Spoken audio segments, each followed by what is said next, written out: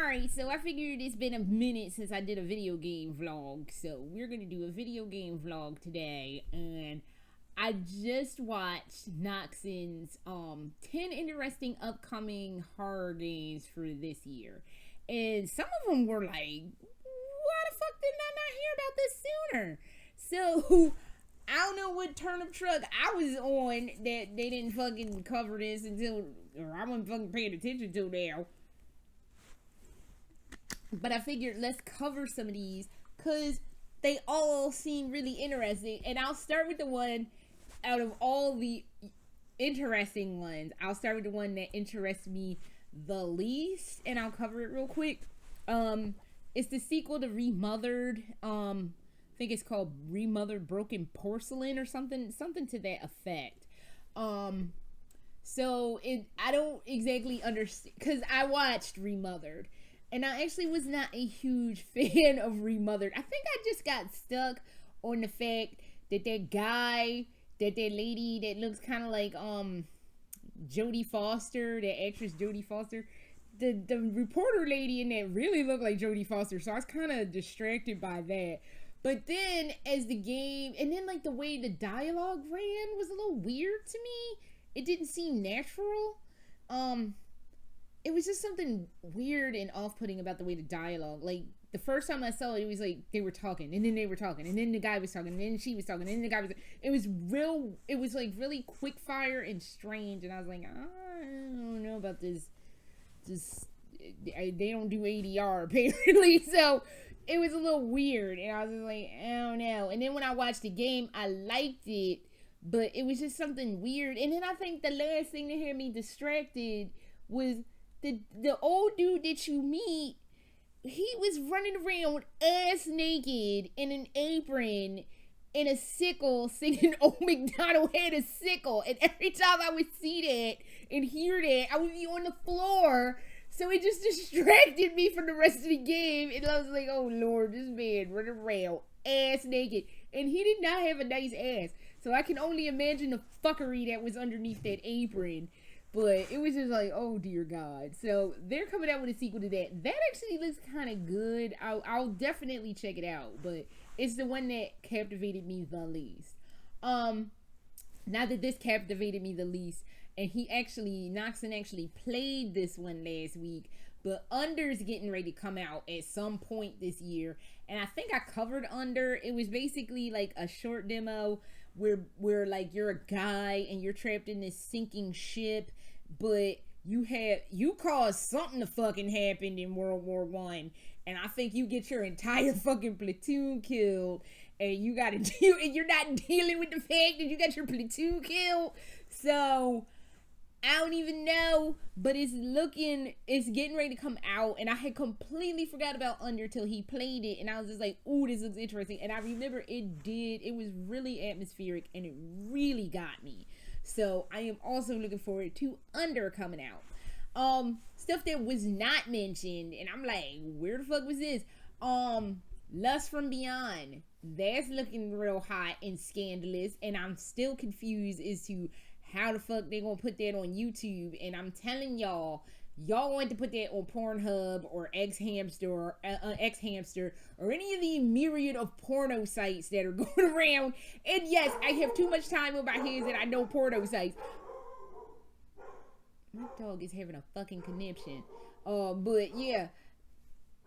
Oh Lord. So I don't even know, but they're going to put that on somebody's porno site because YouTube has been cracking down. And I know they have the censored, like, version of the game. That's not gonna be enough.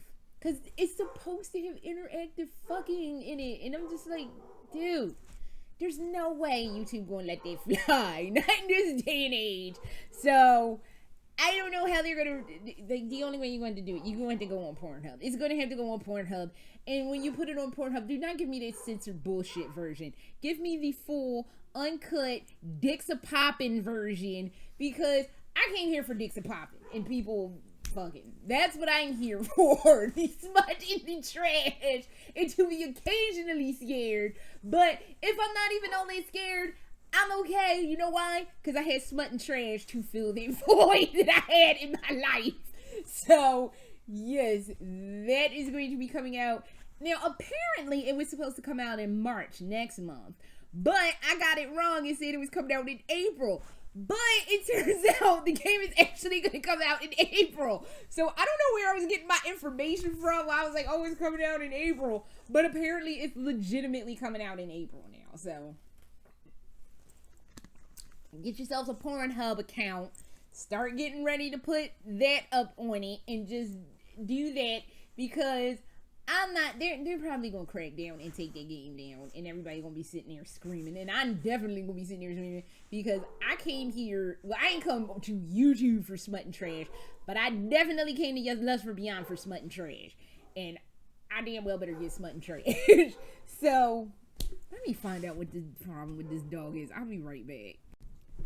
Alright, so it was FedEx at the door with a dickload of stuff, and then my dog was all having to go pee, so that took a bit. So, alright.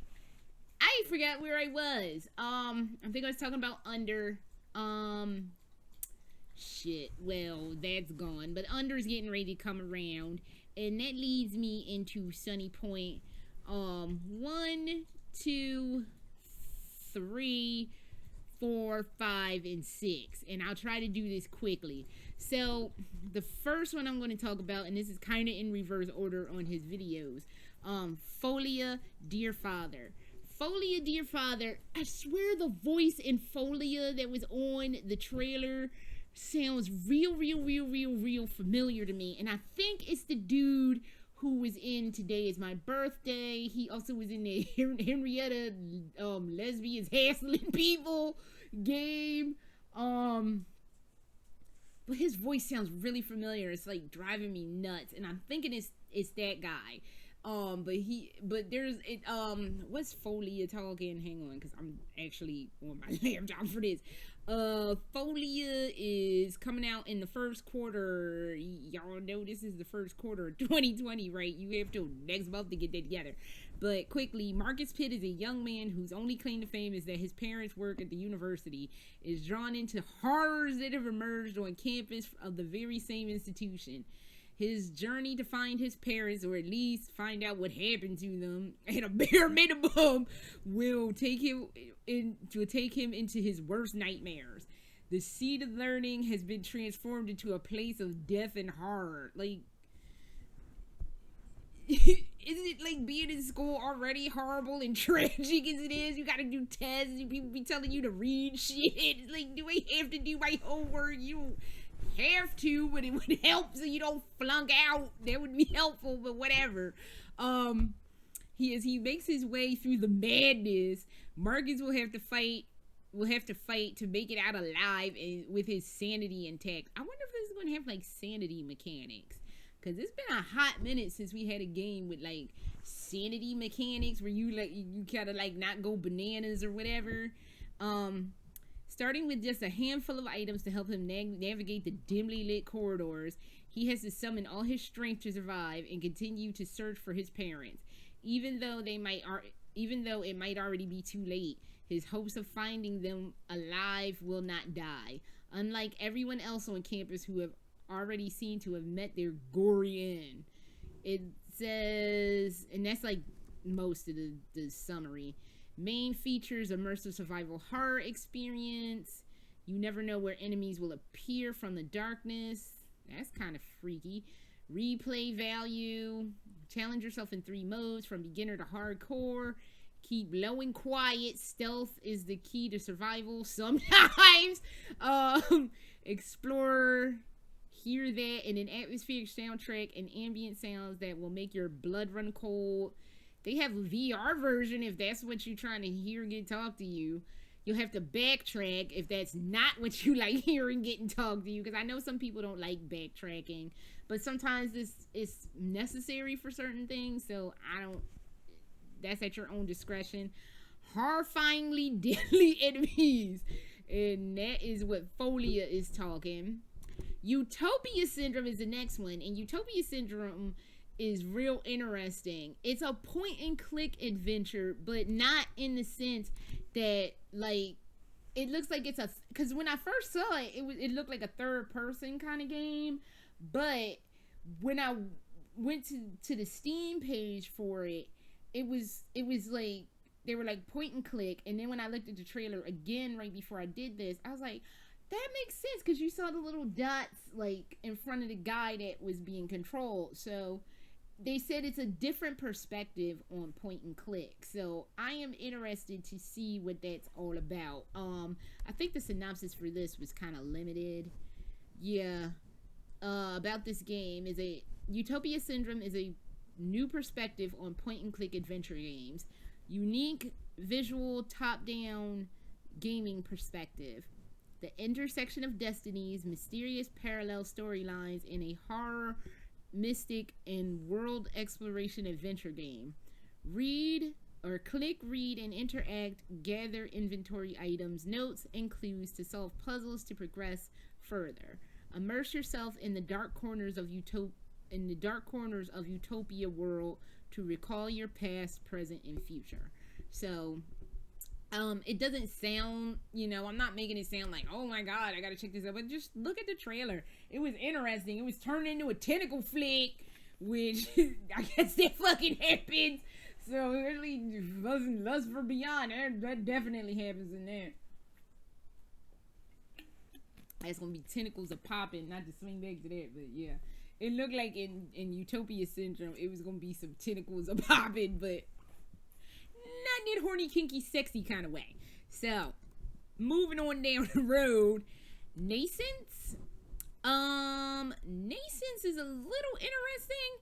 I think this is the witch game, right? Yeah, this is the witch one. Not that you are a witch, but it says about this game, Thomas has a mission to find the ashes of the woman killed as a witch in medieval times.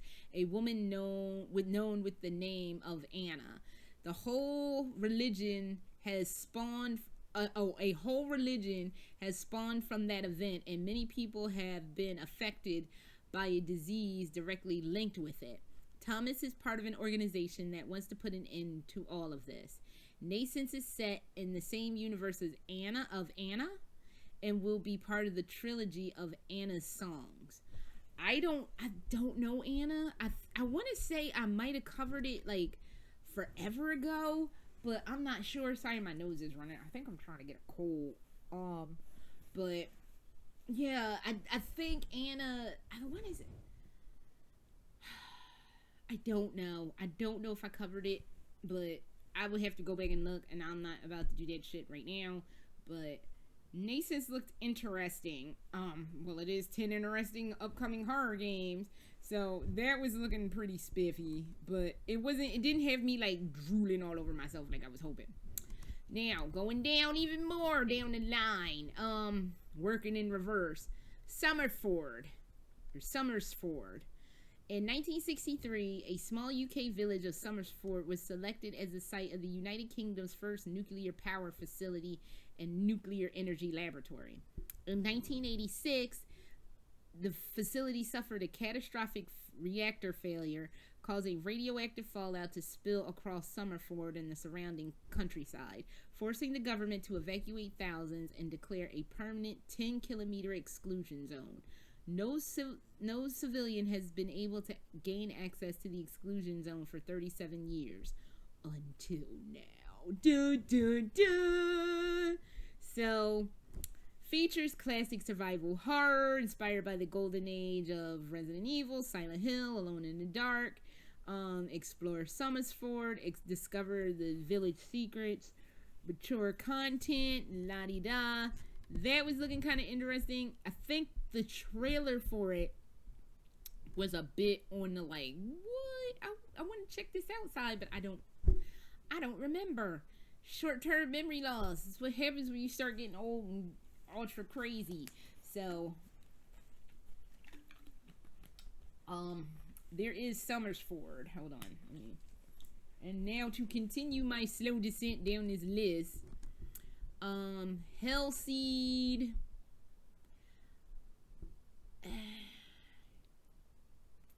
Hellseed. Okay, the synopsis is a night. Okay. Yeah. Okay.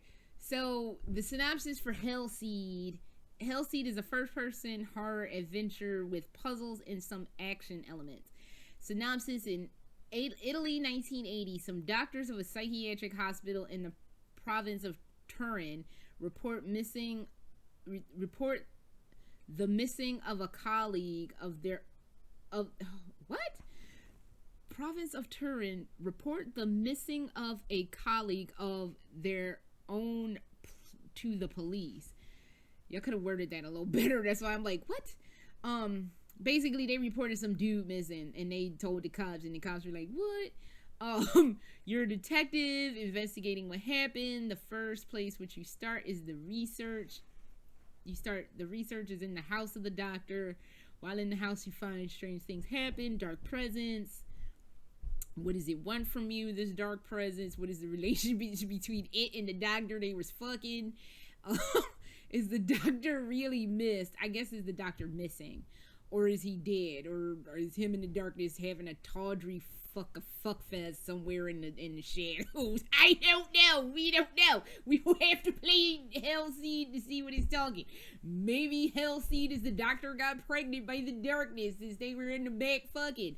We don't know what's going on here. So, realistic graphics, which I will talk about that in a second. Horror atmosphere, intriguing stories, puzzles, and investigation, chasing gameplay. A dark presence will start to chase you at certain points in the game. You have to run and hide using what the environment offers to you. Or else you gonna be getting fucked in the dark like that man.